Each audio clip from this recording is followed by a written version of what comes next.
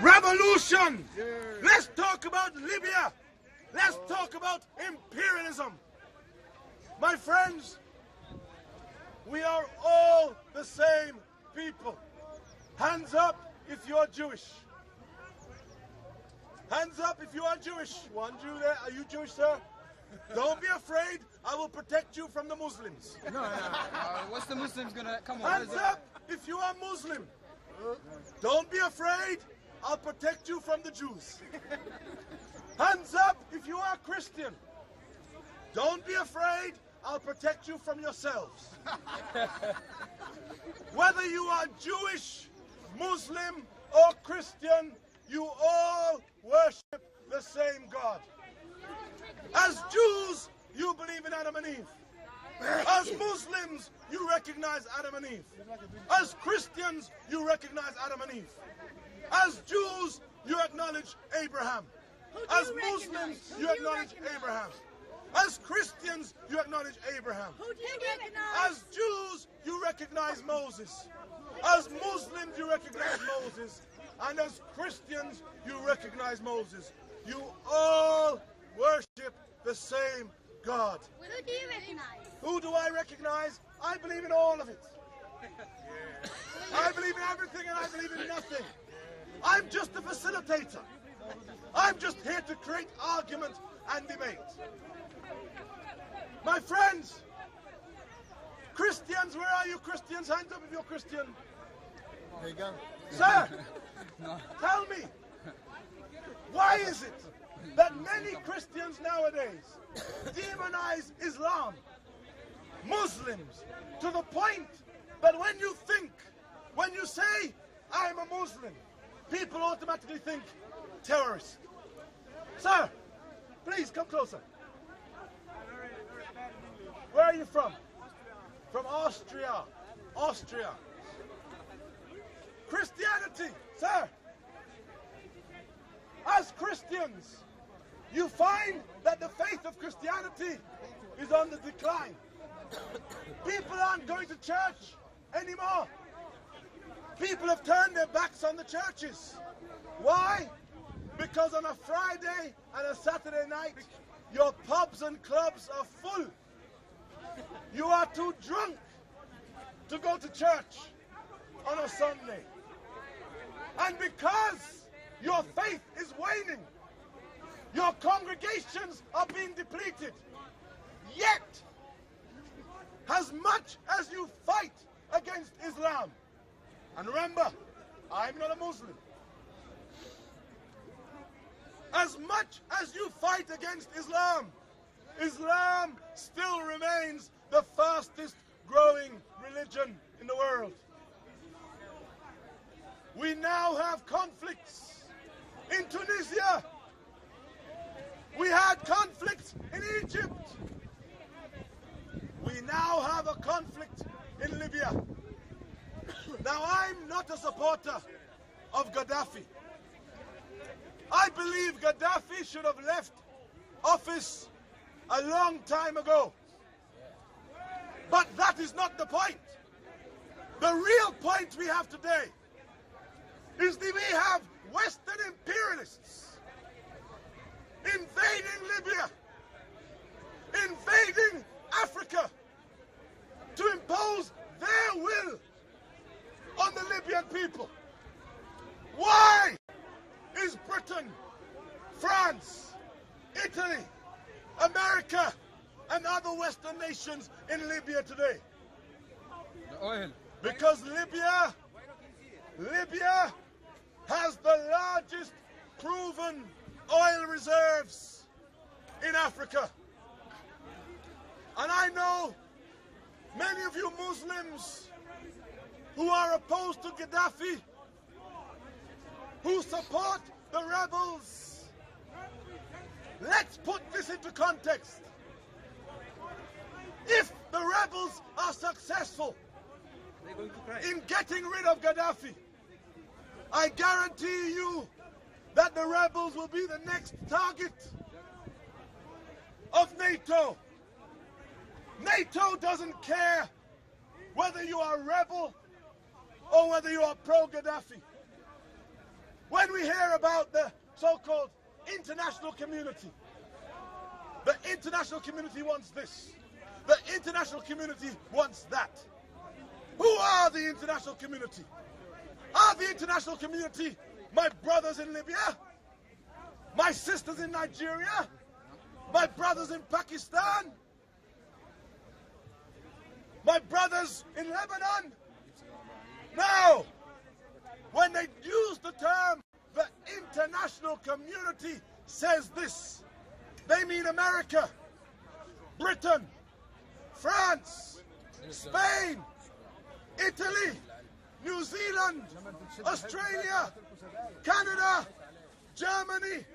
They mean all of the white nations. That's who they mean. Now let's look at the war or the conflict in Libya. Within days, the ICC, the International Criminal Court, says they are launching an investigation into crimes against humanity by Gaddafi.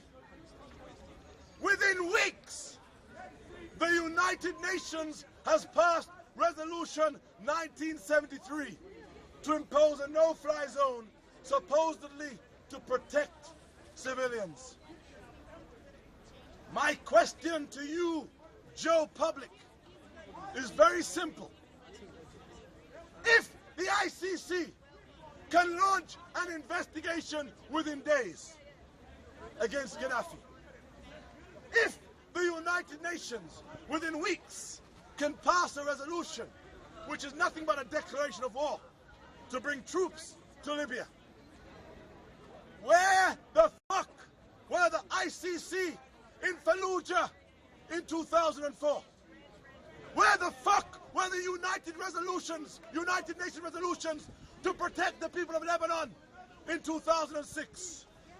Where the fuck were the ICC and United Nations in 2008 to protect the people of Gaza? We now have Qatar with that damn devil Sheikh Ahmed bin Khalifa sending weapons, sending training to the rebels. We have Al Jazeera spreading lies and propaganda about the conflict because Al Jazeera is Qatari owned. Qatar says they are going to give the rebels $150 million. Why the fuck didn't the Qataris give the Palestinian people $150 million? Why the fuck didn't the Qataris give the Palestinians aeroplanes? Give them weapons so that they can fight a righteous war for their independence. It shows you just how much many of you Arabs are puppets. Many of you Arabs stand up and shout, "Free Palestine! Viva Palestina!" You bunch of hypocrite motherfuckers. I say this, it is not just Israel which stands as an obstacle to Palestinian freedom. It is many of you Arab nations. You go to Saudi Arabia, you look at the House of Al Saud, the Sabah family of Kuwait, Ahmed bin Khalifa, Qatar, Egypt, when it was under Mubarak, backed by America, King Abdullah of Jordan. They all say, we want a free Palestine. Whenever the West are against you Arabs, or us non-white people, against us, the non-white people of the world, whenever these Western nations are against any of us, the first thing they do is what? They impose sanctions. They say, we're not trading with Mugabe. We don't like him. We're not trading with Gaddafi. We don't like him. We're not doing no business with Saddam. We don't like him. Why the fuck can't some of you Arab nations learn from that example? I guarantee you, Palestine would be free today if you Arabs and you Muslims were united. And just like when the West says we will do no business with Mugabe, we will do no business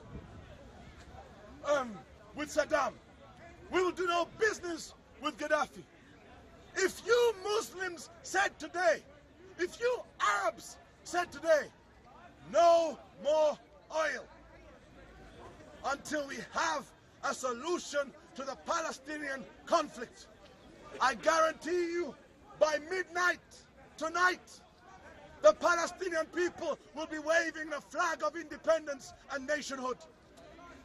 But it is because we, non-white people of earth, are so divided. And I say this, the struggles are no longer black or white. It is about humanitarianism. Those who are humanitarianists and those who are not. Today, with new technology, with the globalization of the world, I am not a Jamaican. I am an Arab. I am a Tunisian. I am Egyptian. I am Lebanese. I am Libyan. I am a Pakistani. I am a Yemeni. I'm British. I am Jamaican. I am a Nigerian. We are all internationalists now. The war in Libya is not to save Gaddafi or to protect Gaddafi, but to stop these imperialist devils from colonizing and conquering our countries the way they've gone in Afghanistan and Iraq. And for those of you who are foolish enough to believe that the West are going to support you rebels whose ranks have been infiltrated by Islamist fundamentalists, if you are naive enough to believe that the West are going to allow you to overthrow Gaddafi and stay in power, you are mistaken. You are deluding yourselves. The people rose up in Tunisia to get rid of Ben Ali. The people rose up to get rid of Mubarak in Egypt. We can shout and we can scream, yay! But fuck all has changed in Egypt. The ruling elite are still the ruling elite in Egypt. When they handed power to the military in transit, who are the military? Who are these generals? Egypt was the second largest recipient of US foreign aid. They received $2 billion a year. The first recipient of US aid was Israel. The second was Egypt. These Egyptian generals have been in the pay of the United Snakes of America for decades. For decades.